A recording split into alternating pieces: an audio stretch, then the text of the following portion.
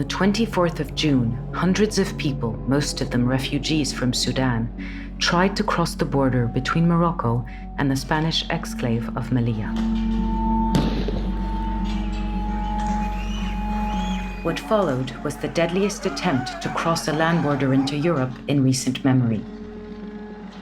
At least 23 people died and 77 are unaccounted for.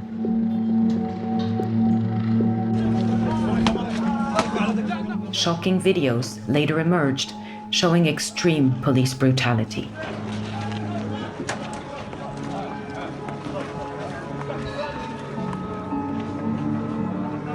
An organization close to the Moroccan government claims that the deaths were caused by a stampede, and Spanish officials say no human rights abuses were committed in Spain. Vuelvo a decir que las fuerzas y cuerpos de seguridad del Estado actuaron con toda la legalidad, proporcionalidad y necesidad, y no hubo ningún muerto en territorio español. 5 months after the events, serious questions remain. How did the tragedy unfold? On whose territory did people die? And have Morocco and Spain told the truth? To answer these, we analyzed all available video evidence, spoke to more than 40 witnesses, including police officers, and matched this material to the detailed model of the border post where the tragedy took place.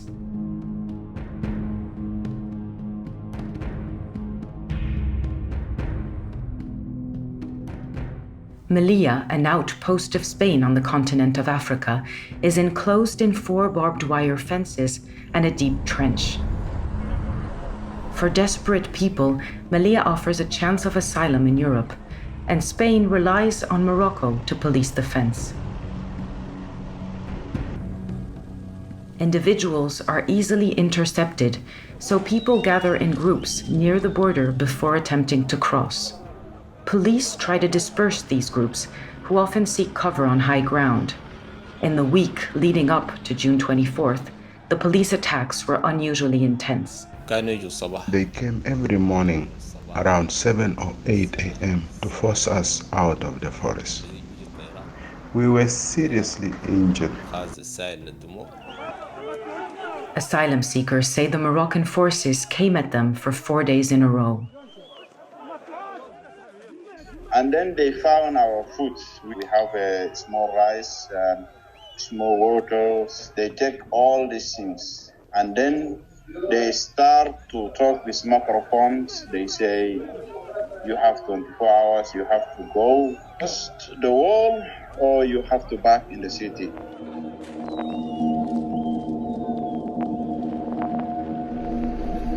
On the morning of the tragedy, hundreds of people walked down the mountain to the border. Usually, the government soldiers would leave space for people to go back to mountains if they failed to cross, but this time it did not happen. When we reached the Barrio border post, we found many soldiers who had not interrupted nor blocked us before we reached the fence.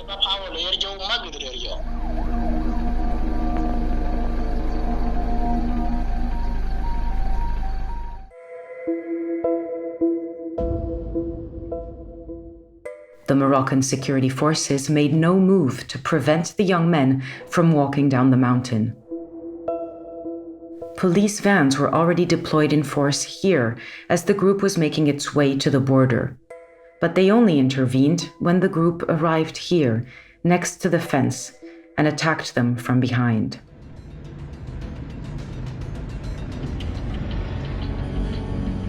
Rather than climb the border fence as happened during previous crossings, the group headed to a border post that had been shut down for over 2 years, Barrio Chino. Many of them scaled the surrounding wall.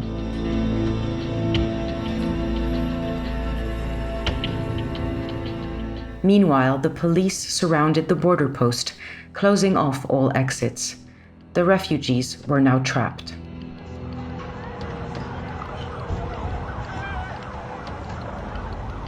we gained rare access to the inside of Barrio Chino. An officer from Spain's Guardia Civil walked us through the areas under their direct control. ¿Dónde? Entonces la guardia está aquí, esta puerta. Sí. Y después los barrios.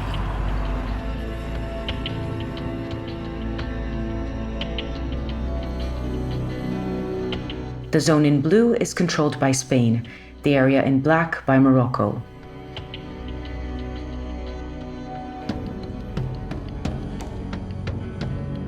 This red gate is the de facto border between the two countries. We asked an official at Spain's Interior Ministry to place the border on the model. He sent us this sketch.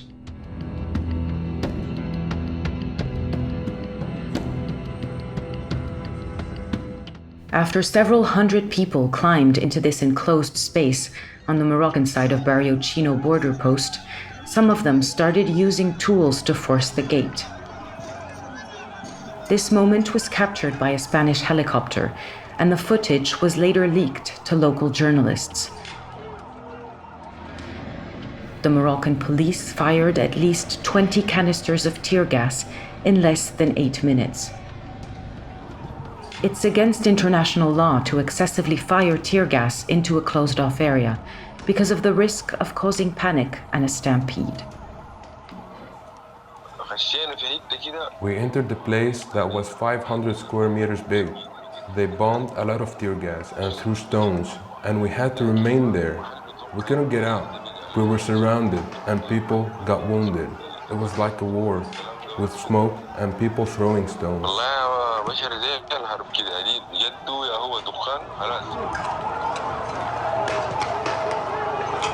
The moment the asylum seekers managed to break the door coincides with the moment the Moroccan police moved in. Hundreds of people rushed towards the door. The gate was broken by force. Then the crowd pushed some people to the ground, and this is where people died. Just imagine the conditions. We were breathing tear gas and lacking oxygen. We asked Samir to show us where people were crushed. Hanin was among those people in the front towards the gate. The crowd pushed him and he fell down. Hanin, who was already wounded on his head, fell down while people were stepping on top of him. Within half an hour, he passed away on the Spanish side of the station. He died on the Spanish side.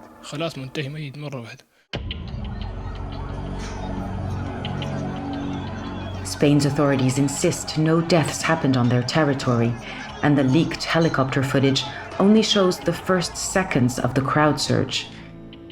The crucial minutes that follow were not shared with the public. But we were able to see what happened next. A high-ranking Guardia Civil officer describes what the footage shows. Pero en el momento que se parte la puerta, todos salen corriendo hacia la puerta. Y ahora va a hacer un zoom. The helicopter camera zooms in and films as people are crushed inside Spanish territory. The officer drew this sketch for us. Esto separa Marruecos de España y aquí hay gente que está atrapada. Es probable que aquí hubiera algún muerto. Es probable, sí, no lo descartamos. O sea, es probable que haya alguno aquí. Es más probable que haya casi plomo ahí, pero aquí puede haber alguno y puede haber alguno que esté en mitad del cuerpo para un lado. Claro, cuando un país lo separa una línea, una persona ocupa más que una línea. This leaked Spanish drone footage, filmed about 15 minutes after the stampede began, shows how those who made it through to the other side were contained in Spain. We zoomed into the area behind the border gate, where people were still crushed, and Moroccan officers are seen striking people with batons.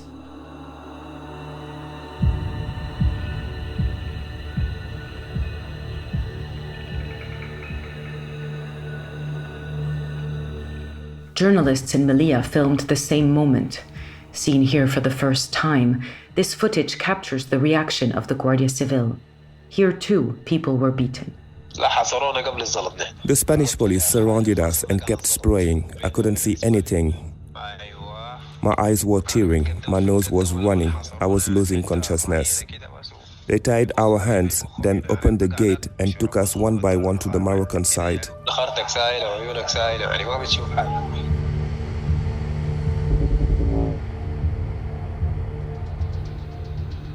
Moroccan officers entered Spain through this corridor and started forcing people back into Morocco.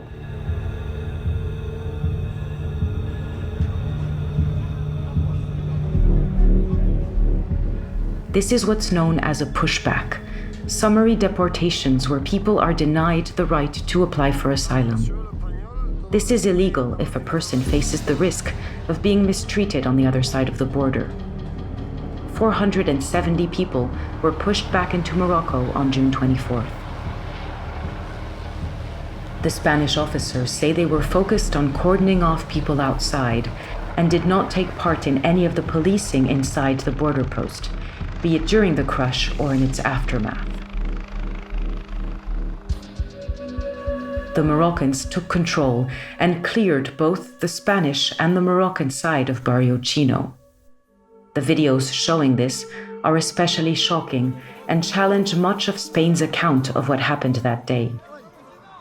We spoke to several of the people visible in this clip.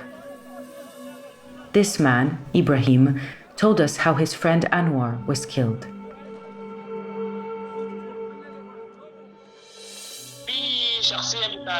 You may have seen Anwar in a video. He was killed just before my eyes. There was a heavy gas bombing that suffocated many people. Then a Moroccan soldier knocked him on the back of his head, and even though he couldn't breathe, another soldier was jumping on his chest with his boots. When they realized he was dead, they gathered all the garbage and covered him.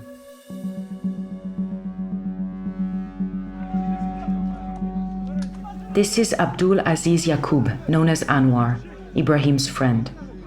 When his body was collected by Moroccan forces, Anwar was lying by the border door on the Spanish side.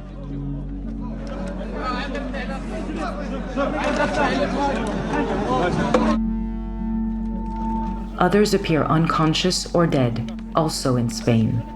Moroccan forces are seen dragging a body back into their territory.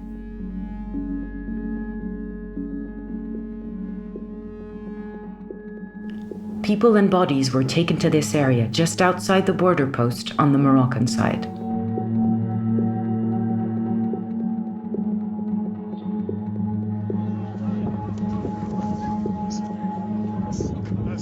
Here they were left for hours with their hands tied behind their backs, some of them visibly wounded.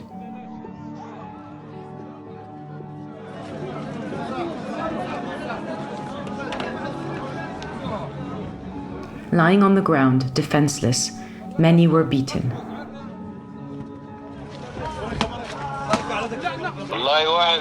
They handed us over to the Moroccans, who started beating everyone until many were unconscious. Then they threw us on the open space before the gate for about 4 hours on the ground and under direct sunlight.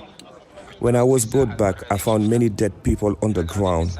I was thrown on 2 dead bodies. They dragged me and threw me on these 2 bodies after they harshly beat me.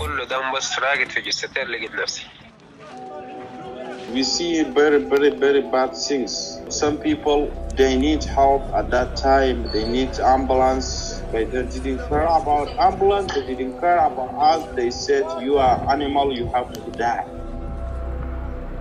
We verified the timings of these videos and can confirm that asylum seekers were left at least 3 hours in the sun. In Morocco, no medical staff was seen helping people on site. Ambulances were present throughout the day, but they were reportedly used to evacuate bodies. In Spain, one ambulance parked 100 meters from the border. Officials said they couldn't get closer for safety reasons.